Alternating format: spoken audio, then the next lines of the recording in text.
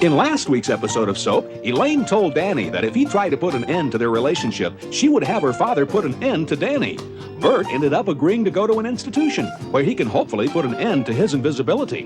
Meanwhile, Jessica might end up behind bars, since the judge she's ended up with once invested and lost $40,000 with Chester. Confused? You won't be after this week's episode of Soap. This is the story of two sisters, Jessica Tate and Mary Campbell. These are the Tates, and these are the Campbells. And this is Soap. You shut up! Go!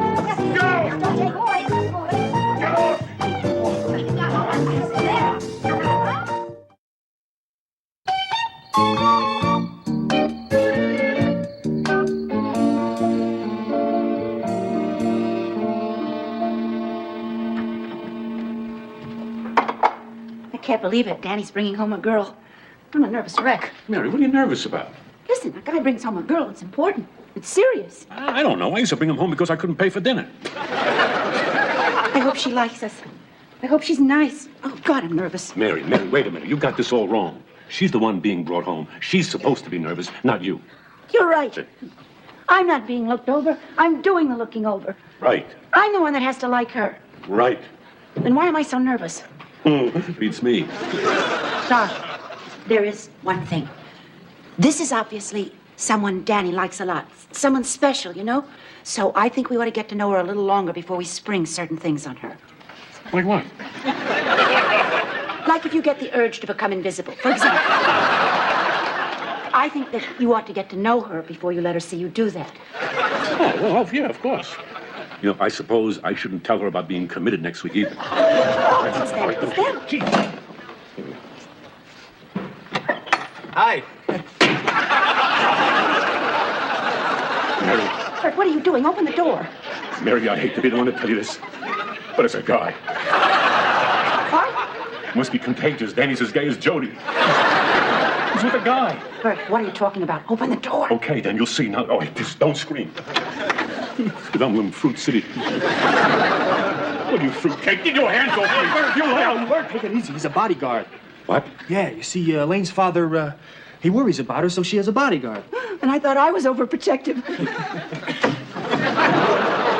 Do we get to meet her, or does she just wave from the car? No, she'll be right in. Dan, have you slept with her yet? I mean, because when you do, what happens with the gorilla? Elaine, this is my mother, Mary Campbell. Hi. This is my stepdad, Bert Campbell. Yes, hello. Mom, Dad, this is Elaine Lefkowitz. Jewish. What up? Nothing. I love Jewish people. Elaine, come in. Sit down. Danny, Jewish? So? You don't know about Jewish girls? They're hot. You're going to have yourself a lot of fun here if you aren't already. So, come on, tell me, how did you two meet? Well, he broke in through my bedroom. Boy, you Jews have the greatest sense of humor. It's the truth. You know, it's a good thing you're here tonight, because next week Bert's going to be committed. He thinks he can make himself invisible. I want you to know everything about this family before marrying into it. Hi, everybody. Hey, what is he? Some kind of weirdo? I don't know. Get your hands off me, you girl! See that? He thinks that doll is real, and to tell you the truth, sometimes so do I. He's nuts. He's my son. He's still nuts. Miss... Hey, do I get to meet the dindle or what? Elaine, this is Chuck and Bob. Guys, this is Elaine Lefkowitz. Hi. Hi, nice coat. You folks polar bears? Throw her a fish, Nate, she'll do a trick. Cute, huh? Hi. Danny, for me, you shouldn't have. Hi. Don't you think we should talk first? Elaine? That's her. Elaine, this is Jody. Jody, this is Elaine Lefkowitz. Hi, Jody. Hi. Jody's a fruit. Oh, hey, whose family's perfect? My father's a gangster. Your father's a gangster? My father's a gangster. Hey, your son is a fruit. He's not my son. He's my son. Well, he's crazy. All right, that's it. I've had it. I'm leaving.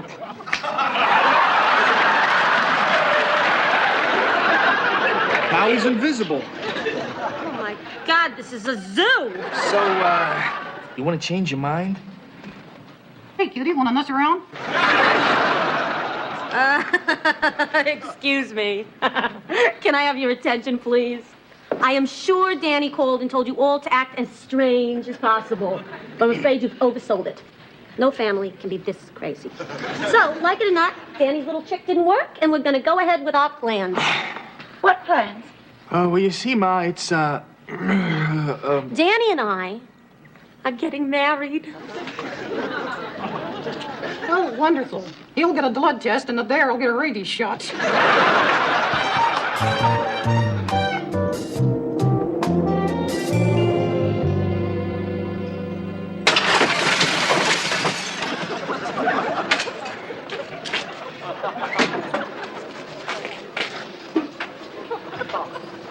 I don't know, Father. I just don't think this retreat is working. I mean, I still think about her. In fact, I think about her more here than I did back home. But that could be because I need something to keep my mind off this cold. Listen, I know we're not supposed to ask for signs. We're supposed to go on faith. But do you think you can give me a sign anyway? I mean, just something to let me know I'm on the right track. Tim. My God, is this the sign? Tim. Corinne, how did you get here? No one could get here. This place is totally isolated. Oh, it wasn't easy, let me tell you. I had to hire an Indian guide to help me up the mountain, and halfway up he quit. It's below zero out there. It's below zero in here. Tim, is this where you live? Yes, Corinne, you can't stay here. You can't stay here either. It's freezing. Now, there's a beautiful hotel down the mountain in Banff. You'll love it. There's fireplaces and room service. Let's go, Tim. Corinne! I came here for a reason, remember? To forget you. Have you? No. Good. Father Tim. Oh, it's a vision. Father Tim, a vision. Oh. Corinne, get out of here. In 1 minute, that guy's gonna be on the phone with Rome and they'll declare a new saint. Now go. Go? After what I went through to get up here? You think it was easy? I mean, I buy a new outfit, and I travel to another country, and then with my history of dizzy spells, I climb a mountain with an Indian who has not seen a woman in 3 years. And I finally get here and you say, go? Forget it. You've got yourself a roommate. Listen, Corinne, I came up here to get over you, but it's not working. But I have to see it through. I have to finish it. So please go, and I'll see you when I'm done.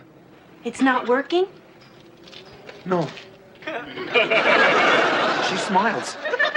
I'm a priest, probably in love with a woman, and she smiles. In love? Corinne, please, go. Okay. No, the way you came. Okay. All right.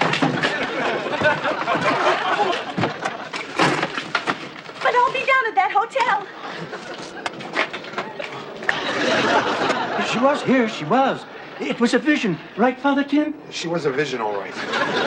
But she's gone now.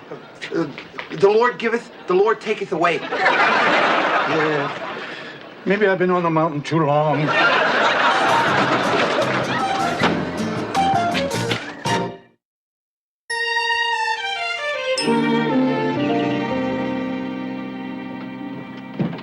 Well, I've never been so embarrassed in all my life. Why? To have to call Sheriff Tinkler to report your father's disappearance the very morning that you're to go on trial for murder. It's insane. What's happening to this family? I know. We certainly are having our run of bad luck. All that wasn't bad enough. The new tie that I was going to wear this morning, it's missing. But you should have told Sheriff Tinkler about that, too, and while he's looking for Daddy, he could look for your tie. Jessica. Huh? Well, I've checked around and none of the neighbors have seen Grandpa. Some say they hope they never do, and 3 say if they see him, they'll kill him. Jessica, when your father left last night, did he say where he was going? Oh, Chester, you know it doesn't matter where he says he's going. You remember the last time he said he was going for a walk, and he overpowered the driver of that Lowenbrow beer truck and claimed it for America? Well, maybe Benson knows where he is. Where's Benson? Mother, is that what you're wearing to court? Well, yes. Well, I don't know about that dress. I mean, I think what you want to do is wear a color that's the most sympathetic to the jury. Jessica, where's Benson? Black should do it. I mean, widows wear blacks to funerals, and look how much sympathy they get. No, I think black is too depressing. Eunice, Jessica, Benson. What about Benson, dear? Where is he? I don't know, Chester. Perhaps he's with Daddy in your new tie. Benson, where's the Major? How am I supposed to know? You look wonderful, Benson. Thank you. Benson, you know the Major gets in trouble. You're supposed to watch him. It ain't my job to watch him. Now, the only thing I got to watch around here is what's cooking in my oven. You want me to watch him? You put him on a platter with a lot of little potatoes on it. You know, Jessica, it's a good thing I'm not a bigot, because if I were, I could say a few things right here. Like what? Beige. You should wear beige. Beige is the perfect color, Mother. Benson, I think I tied this wrong. That's my tie. That's right. See, I don't have one of my own, so I asked Benson to pick one of yours that would be suitable. You gave him my new tie? How about that? He can't wear that. I'm wearing that. It's all yours. Major, where have you been? Hi, Gramps. Daddy, where have you been? Chester, he's not answering. I can see that, Jessica. But he is smiling, so wherever he's been, it was nice. I think I am in love. Chester, Daddy's got a girlfriend. Oh. Where did you meet her, Daddy? I met her in the cemetery. I go to see my old friends there. I have lots of friends there. And there she was. Sheba Pfeiffer. That's her name. And I'm in love with her. Sheba Pfeiffer. Sheba Pfeiffer. I don't think I know the family. Where did you spend the night? Colonel, as an officer and a gentleman, you shouldn't even ask that question. But this is the real thing. This is it. I haven't felt like this since my dear departed beloved wife, whoever she was. Benson! I need you up here. Jessica, come on out of there. Jessica, this is a murder trial. It's not a party where it's chic to be late. I'm not going. What do you mean you're not going? I'm not going. You're not going at all? I'm not going at all. I see. You know they'll put you in jail for this, Jessica. Jessica, I'm not going to let you do this to yourself. Well, I'll have to break down the door. Stand back, Jess, because the wood is going to fly. Nice work, Clint. Good, solid door. I don't make doors like this anymore. Where are we going? As soon as I can get your mother out of the bathroom. Benson, I want you to go downstairs, get a ladder, go up on the roof and through the window. Are you talking to me? What, are you crazy? I ain't going up on no roof. You go up on the roof. I'll do it. No, you won't. Come on. The last time you were up on the roof, you spent the summer in traction. I ain't going up on the roof, and neither are you. Gotta get her out of there, Benson. So, you go up there. Well, Benson, don't you think I would if I could? No. Well, I can't. I get nosebleeds. Nosebleeds? I'll give you a nosebleed. All right, I'll do it. No, Benson. I don't want you climbing on that roof. It's dangerous. Well, I'm going to have to go up on the roof if you don't get out of there. So if I go up there and break my neck, it'll be on your head. Thank you. Don't be afraid, Jess. You won't be found guilty. Malou is the best. Oh, I know that, Chester. And I'm not really afraid of that. What are you afraid of? Well, I can't tell you. You'd think I'm crazy. No, I won't. I'm afraid for the trial to be over. What are you, crazy? Why, Jess? Because it's brought us close together. We're close now, Chester. We talk, we laugh, we drink wine. We spend our evenings together and our weekends together. It's been just like a honeymoon, Chester. Well, that's the way it usually happens, Jess. It generally takes a crisis to bring people together. But it's just been so wonderful. I don't want it to end, and I'm afraid that when the trial's over, it will. But why? No. If I'm found innocent, then the crisis will be over, and we'll just go back to being strangers. And if I'm found guilty, it'll definitely be over because I'll be on death row. That won't happen, Jess. I won't let it, I promise. Really, Chester? Really, Jess.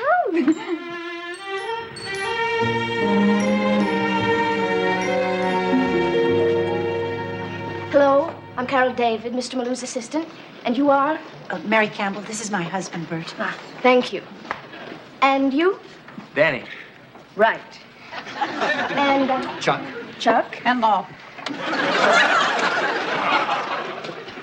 And you're Jody? You sound surprised. You're the suicidal homosexual? Do we have mutual friends? Well, no, it just says, I mean... Well, what did you expect, that I'd be in a dress with a noose around my neck?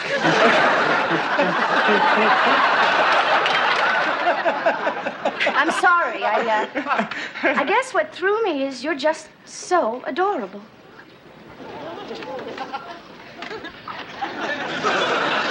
Most suicidal homosexuals are.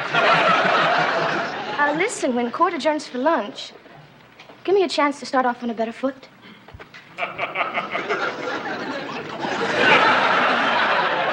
Please. Okay.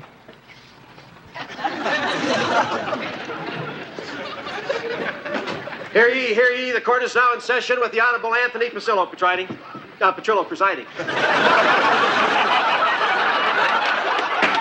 Court will please rise.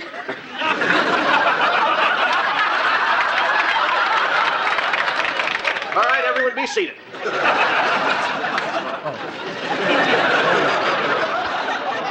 Where the hell is she? This is a murder trial. You can't be late for your own murder trial. Counselor, where's the defendant? Your Honor, they were detained. I think she should be here any second. Well, something must have happened, Your Honor, because Jessica's always on time. That's one thing about Jessie. She's never, ever late. Counselor, who's that? Her sister, Your Honor, Mary Campbell. And this is my husband, Bert. And these are my sons. That's Bert's son. You know, last night, Jessie had a little upset stomach. Maybe she was feeling a little nauseous. Sit down.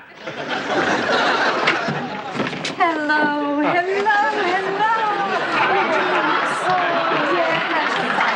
Sorry, I kept you waiting. I'm sorry, Your Honor. But we simply could not find a parking spot outside. I thought surely there would be one reserved for the defendant, but there wasn't. Everything was marked official parking only. And Chester said, this is just another example of the idiotic inefficiency of the judicial system. Is this my jury? Oh, hello. Mrs. Tate. Mrs. Tate. Will you, please sit down?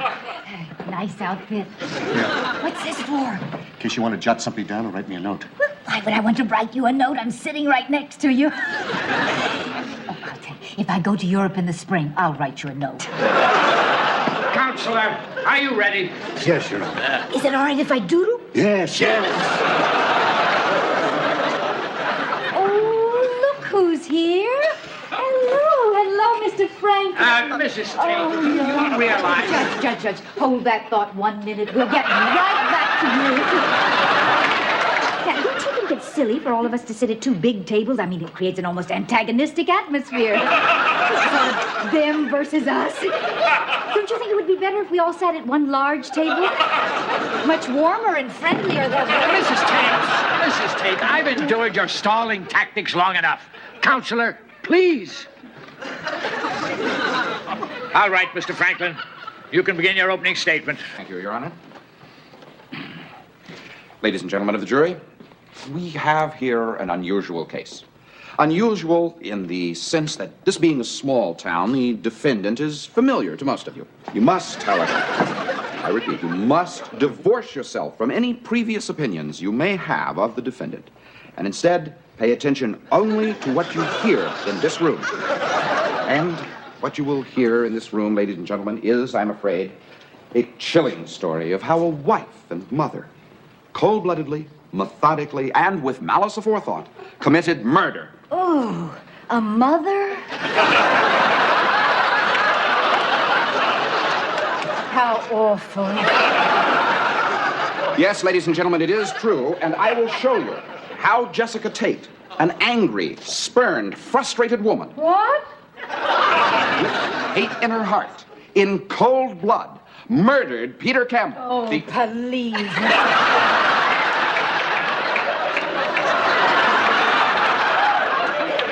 never heard anything so rude and awful in all my life. Now, Mrs. Tate, one more word from you, and I'm going to hold you in contempt. Me? Well, if there's any contempt around here, it's coming from him.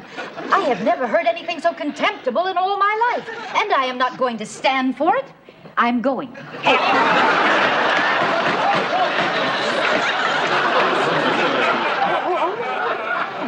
All right, I'll stay. But I must warn you, if you continue in this manner, I will not come back tomorrow. Go on now, but be nice. The prosecution will attempt to show, ladies and gentlemen. Will Danny marry Elaine? Or will he choose the carefree life of a bachelor and have his head blown off? Will Father Tim leave the retreat to see Corinne? And if he does, will they make him pay for the window? Will Jessica be found guilty of the heinous crime that Franklin has accused her of? And what does heinous mean? These questions and many others will be answered on next week's episode of Soap.